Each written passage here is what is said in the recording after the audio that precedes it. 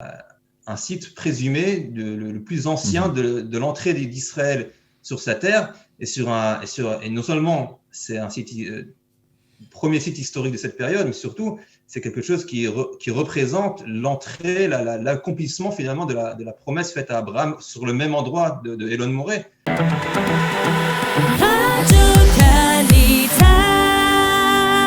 Nous allons nous déplacer vers le nord de la Samarie et nous sommes en ligne avec Alex Gutman. Alex, bonjour, Boker Tov.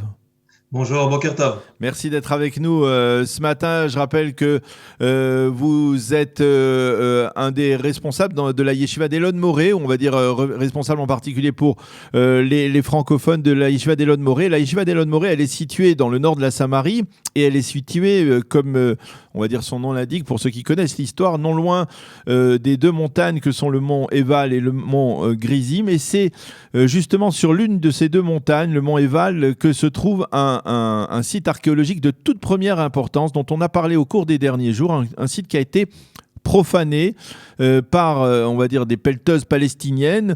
Il s'agit de l'autel de Josué. Alors d'abord, je voudrais que, si vous pouvez le faire, vous nous rappelez quel est ce site, en quoi il est important dans l'histoire et dans l'histoire biblique, on va dire, d'Israël. Avec plaisir.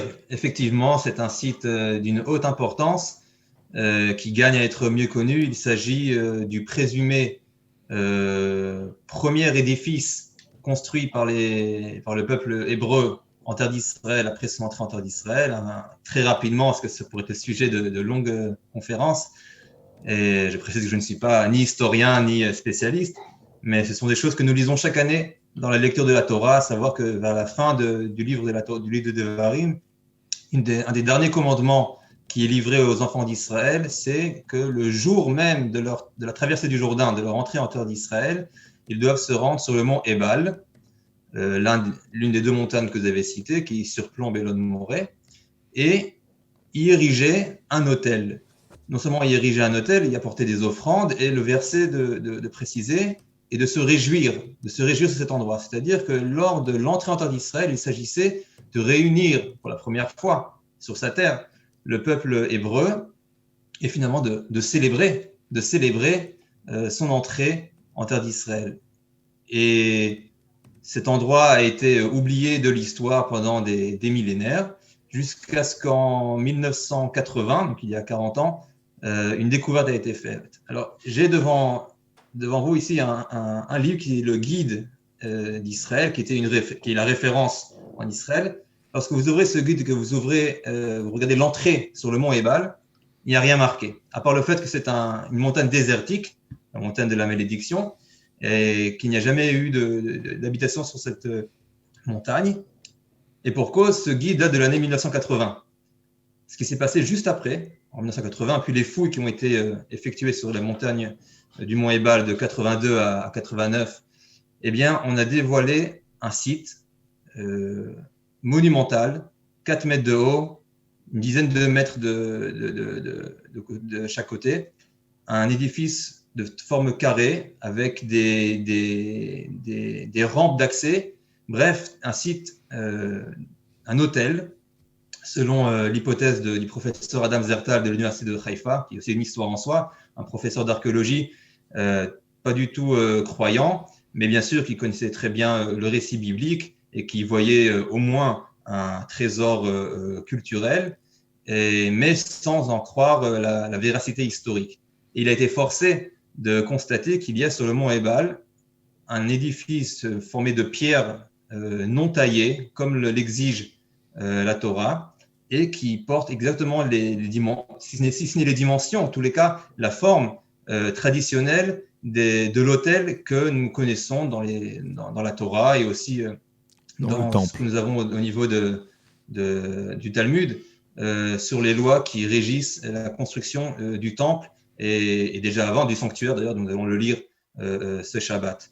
Et cette découverte extraordinaire a bouleversé tout le regard qu'on a sur la période qui est, on le sait, dans l'université, dans le monde académique, est très discutée, de la période qui précède le Xe siècle avant l'ère commune, où il n'y a malheureusement pas tellement, mais de plus en plus, il y a peu de preuves archéologiques. C'est ça, parce qu'il faut bien souligner que cette découverte, ça a été en fait la découverte la plus antique, on va dire, au niveau de l'histoire du peuple juif, la preuve, on va dire, la plus éloignée de nous de la réalité, la véracité d'un récit biblique.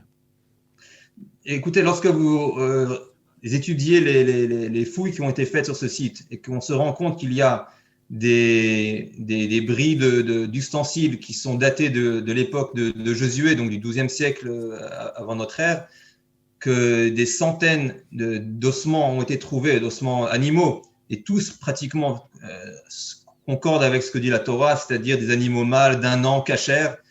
Et on a trouvé également quelques pièces archéologiques avec des inscriptions en hiéroglyphes égyptiens qui sont datées soit de Ramsès II, donc là on est bien dans le récit de la sortie d'Égypte, ou même du 15e siècle, ça précède, mais ça montre que ce sont des personnes qui étaient en Égypte auparavant, qui sont arrivées là-bas. Plus que cela, ce site a même une double rampe, donc exactement comme au temple, un sauveur, un yesod, pour ceux qui connaissent un peu ces considérations halachiques du misbéach, de l'autel dans la tradition juive.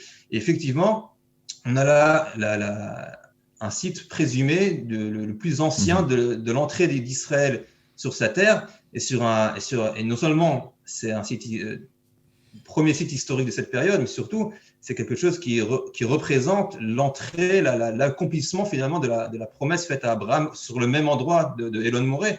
À ce même endroit, Dieu promet à Abraham, cet endroit qui est le premier qu'il découvre en terre d'Israël, qu'il aura une descendance et un pays. Et donc, il est presque logique que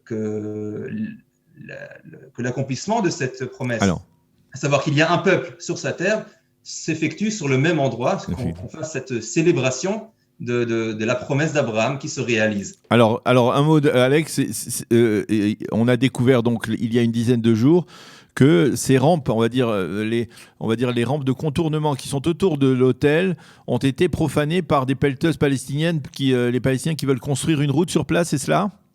Alors, il y a une semaine, je précise, précédons par un petit point administratif, à savoir que rapidement, ce site se trouve en zone B. En zone B qui est régie et administrée au niveau civil par l'autorité palestinienne. Et effectivement, il y a une semaine, la municipalité voisine de Asira Ashmalia, qui est une petite ville à côté, a effectué des travaux pour construire une route qui la relie à la ville de Naplouse, qui est au pied de cette montagne. Et pour effectuer le gravat nécessaire pour la première couche de cette route, ils ont utilisé des pierres du mur d'enceinte de ce site. Et cela a provoqué, on va dire, la colère des archéologues, même s'il y a eu un débat au niveau de déclaration de Benny Gantz. Les archéologues, eux, sont catégoriques. Il y a eu là une véritable profanation qui a porté atteinte on va dire, à l'authenticité de ce site. Bien, pour faire très rapidement, les premières réactions, elles ont été d'abord des habitants et du conseil régional de Samarie. Et ensuite, effectivement, aussi à la tête de l'État, que ce soit le Premier ministre ou le président de l'État d'Israël, ont aussi exprimé leur colère. Et vous l'avez dit, Benny Gantz a voulu un petit peu minimiser la chose. Il faut mettre les choses dans le contexte parce que dimanche, Naftali Bennett s'est rendu sur ce site. Lundi, Hauser, un des membres du parti de Benny Gantz, voulait aussi s'y rendre pour voir ce qui s'est passé. Et Benny Gantz a refusé en disant que c'est trop d'escorte militaire, etc. Et qu'il ne voulait pas en faire un combat politique dans le contexte des élections. Mais le lendemain, c'est-à-dire hier, une lettre de 50 universitaires, et je précise d'universités assez différentes même dans ce qui est l'archéologie biblique, pour ceux qui connaissent un peu les débats. Bar-Ilan, l'université hébraïque de Tel Aviv, ont envoyé une lettre à Benny Gantz pour exiger que, au contraire, nous prenons responsabilité sur ce site, malgré sa position en zone B, et que même si on ne reconnaît pas l'identification avec l'histoire juive, au moins c'est un site plurimillénaire qui est une partie du patrimoine universel. Et d'ailleurs, le président du conseil régional, on va être obligé, Alex, à Audrey Azoulay, la directrice générale de l'UNESCO, pour demander à ce qu'au moins il y ait une réaction qui, entre-temps, se fait encore attendre. Eh bien, merci beaucoup, Alex Gutmann, de nous avoir clarifié ce point et nous avoir raconté l'histoire de cet hôtel de Josué. Merci beaucoup d'avoir été avec nous ce matin sur Studio Ocalita. Bonne journée, à bientôt. Merci et nous espérons nous y rendre ensemble bientôt avec de nombreux visiteurs. Merci à vous.